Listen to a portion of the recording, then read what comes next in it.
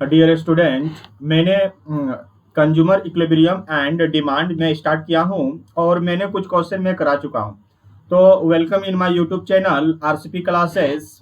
और वीडियो को पूरा देखिएगा, ठीक है। मैंने कंज्यूमर इक्विलिब्रियम डिमांड से मैंने कुछ क्वेश्चन कराया है और कंज्यूमर इक्विलिब्रियम जो होते हैं, कंज्यूमर बिहेवियर जो होते हैं, वो मैं कंप्लीट करा चुका हूँ, ठीक है। कंज्यूमर बिहेवियर जो है मैंने कंप्लीट करा चुका हूँ। और आप अगर प्रीवियस वीडियो नहीं देखे हैं तो सबसे पहले जाके प्रीवियस वीडियो देखिए। और अगर आपको वीडियो अच्छा लगे तो चैनल को सब्सक्राइब कर दीजिएगा और बेल आइकन को दबा दीजिएगा, ताकि नेक्स्ट वीडियो में जब भी डालूंगा तो आपके यूट्यूब में नोटिफिकेशन चला जाएगा, ठीक है। ठीक है, तो ये है कंज्यूमर बिहेवियर या इक्विलिब्रियम एंड डिमांड। तो कंज्यूमर बिहेवियर से मैंने बहुत सारे इंपॉर्टेंट कंटेंट कंप्लीट कर चुके हैं, जैसे कंज्यूमर यूटिलिटी, कार्डिनल या ऑर्डिनल, ये सब law of diminishing marginal utility मैंने कंप्लीट करा चुका हूँ। आप प्रीवियस वीडियो में जाके सारे कंटेंट को देखिए। ये जैसे इंपॉर्टेंट है कि मार्जिनल रेट ऑफ सब्स्टिट्यूट मैंने ये भी करा चुका हूँ। उसके बाद इंडिफरेंस कब, ये तो बहुत ही इंपॉर्टेंट क्वेश्चन है, इंडिफरेंस कब, तो ये आप लोग वीडियो में जाके देखिएगा प्रीवियस वीडियो में, ठीक है। और मैं इस वीडियो में प्रीवियस वीडियो का लिंक भी शेयर कर दूंगा, उसमें आप करके देख सकते हैं, ठीक है। आज मैं स्टार्ट करूंगा डिमांड एनालिसिस, यहां से, ये डिमांड एनालिसिस से। तो डिमांड होता क्या है, कंज्यूमर बिहेवियर सारा कंप्लीट हो गया, डिमांड स्टार्ट होने वाला है। तो डिमांड का इंपॉर्टेंट कंटेंट क्या है, उसके बाद में एग्जाम में जो क्वेश्चन मार्क्स से आता है कि इतने मार्क्स का क्वेश्चन ये आएगा, इतने मार्क्स का क्वेश्चन ये आएगा, वो मैं बताऊंगा, ठीक है। अभी फिलहाल मैं सिर्फ इंपॉर्टेंट कंटेंट बता दे रहा हूँ, उसका बेसिक कॉन्सेप्ट बता रहा हूँ। फिर जब मैं वीडियो बनाऊंगा मार्क्स के अकॉर्डिंग, उस टाइम मैं मार्क्स के अकॉर्डिंग बताऊंगा कि ये क्वेश्चन इतने मार्क्स का आएगा, तो ये आपको एग्जाम में इतना लिखना है, ठीक है। चलिए आते हैं, डिमांड क्या है देखते हैं। डिमांड क्या है, the quantity of commodity that a consumer is willing and able to buy at given price. Demand होता है, एक क्वांटिटी होता है कमोडिटी का। कमोडिटी का एक क्वांटिटी खरीदने के लिए एक कंज्यूमर के पास विलिंग एंड एबल होता है, उसके पास इच्छा शक्ति होना चाहिए और उसके पास परचेसिंग पावर होना चाहिए, एबल होना चाहिए बाय करने, जैसे मनी होना चाहिए, खरीदने का इच्छा होना चाहिए और पैसा होना चाहिए, to buy a given price, एक निश्चित समय में। तो अगर वो खरीदने का इच्छा है और उसके पास एबल भी है, वो खरीदने के लिए लायक भी है, तो क्वांटिटी को खरीदेगा एक निश्चित समय में, तो ये कहलाएगा over a given period of time में, तो ये कहलाएगा आपका डिमांड, ठीक है। यानी कि the quantity of commodity that a consumer is willing and able to buy at given price over a given period of time, एक निश्चित समय में एक निश्चित कीमत पर जब कोई कंज्यूमर खरीदने की इच्छा रखते हैं और खरीदने के एबल है, तो वो क्वांटिटी को जो डिमांड करते हैं उसे वो डिमांड कहते हैं, ठीक है।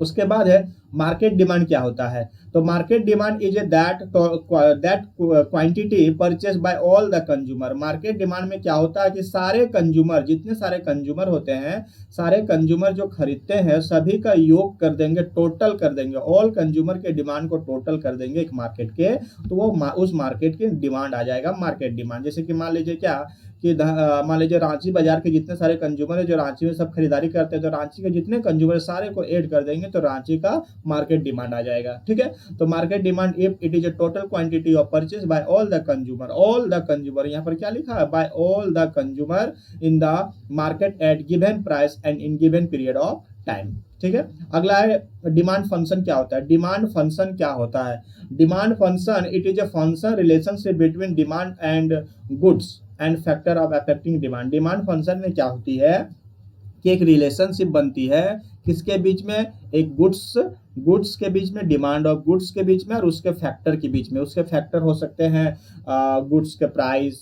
रिलेटिव गुड्स, या तो फिर अदर फैक्टर हो सकते हैं जैसे कि इंटरेस्ट, रुचि, आदत, हैबिट, ठीक है, या तो फिर फ्यूचर में बढ़ने की, प्राइस बढ़ने की संभावना, ठीक है। तो ये सब फैक्टर हो सकते हैं। ये सब फैक्टर होने से क्या होता है कि डिमांड में क्या होती है, आगे पीछे हो जाती है, या तो कम हो जाएगी डिमांड या तो ज्यादा डिमांड हो जाएगी। जैसे कि अगर कल नमक का पैकेट जो 10 रुपया आज मिलता है, अगर कल वो अगर 50 रुपया मिलेगा, तो वर्तमान में 10 रुपये वाला डिमांड बढ़ जाएगा, तो फैक्टर क्या हुआ, डिमांड बढ़ा दिया। ऐसा होने से कि फ्यूचर में प्राइस बढ़ने से, तो ये फैक्टर हो गया। तो फैक्टर और गुड्स का डिमांड दोनों के बीच में जो रिलेशनशिप होती है, वो रिलेशनशिप को कहते हैं डिमांड फंक्शन। उसके बाद है लॉ ऑफ डिमांड। क्या है लॉ ऑफ डिमांड, ये सबसे इंपॉर्टेंट है। लॉ ऑफ डिमांड ये एक लॉ है। If remaining thing are being constant. Remaining thing मतलब अदर जितने भी है, जैसे कि प्राइस, मतलब जैसे कि हो गया रुचि, अभिरुचि जो होती है, या फैशन हो गया, या पर्व त्योहार, ये सब मतलब कि समान होना चाहिए, नॉर्मल दिन होना चाहिए, ठीक है। तो इसलिए लिखा हुआ है कि if remaining thing are being constant, constant होना चाहिए, सिर्फ प्राइस और डिमांड्स का ही रिलेशनशिप होना चाहिए।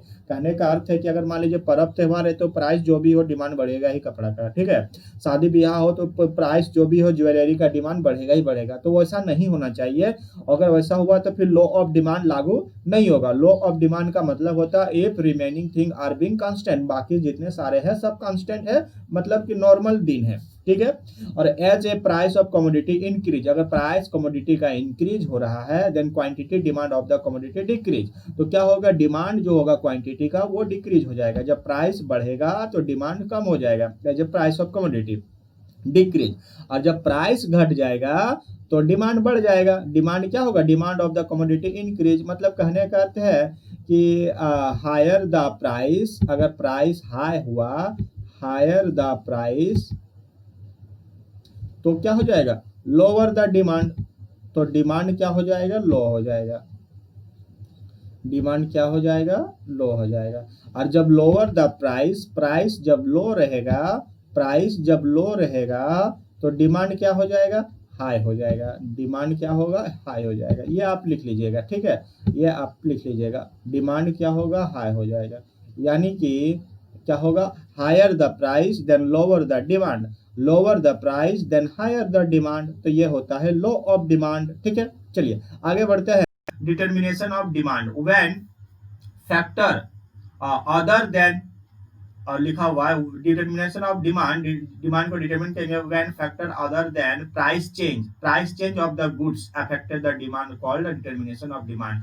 मतलब प्राइस के अलावा होता है ना, कि प्राइस के अलावा अगर डिमांड बढ़ जाता है या डिमांड घट जाता है तो वो होता है डिटर्मिनेशन ऑफ डिमांड। प्राइस को छोड़कर, when factor other than price change, price को छोड़कर, प्राइस को अगर प्राइस के कारण डिमांड आगे पीछे होता है तो वो कहलाता है लो ऑफ डिमांड। अगर प्राइस के कारण, देखिए यहाँ पर लिखा हुआ ना, प्राइस अगर बढ़ा, हायर प्राइस हुआ तो लोअर डिमांड, तो प्राइस के कारण अगर आगे पीछे होगा तो लो ऑफ डिमांड होगा।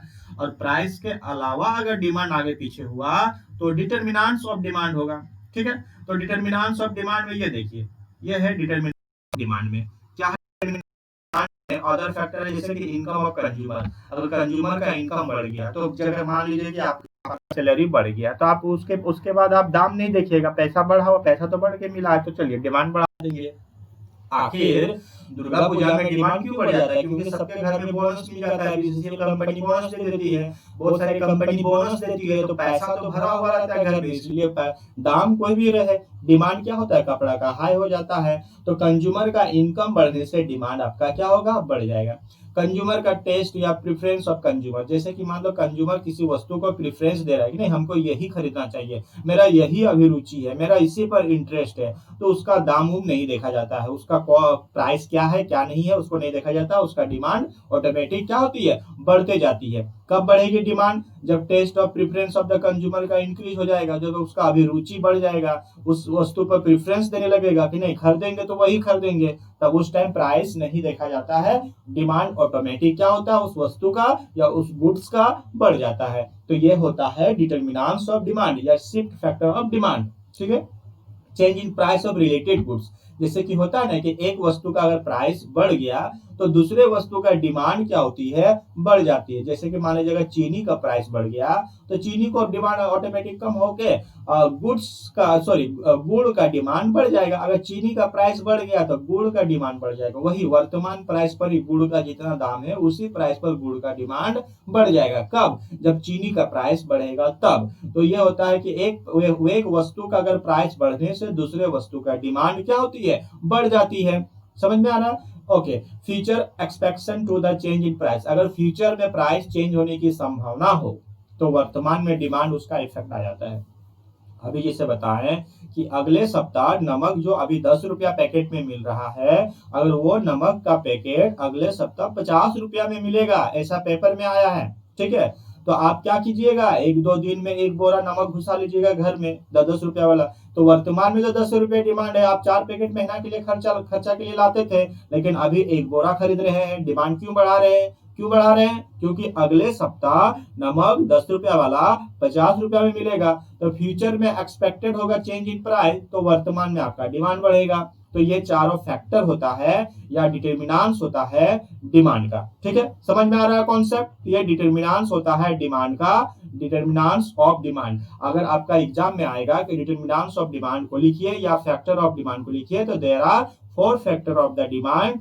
One is income of consumer, other is taste and preference of consumer, फिर उसके बाद अदर है change in price of relative good, जैसे चीनी और गुड़, और future expectation change in price यानी कि नमक वाला केस आ जाएगा। तो आप यहाँ पर एग्जाम्पल याद रखिएगा, एग्जाम्पल को सेट करके आप एग्जाम में क्वेश्चन को आंसर कर सकते हैं। ओके, धन्यवाद।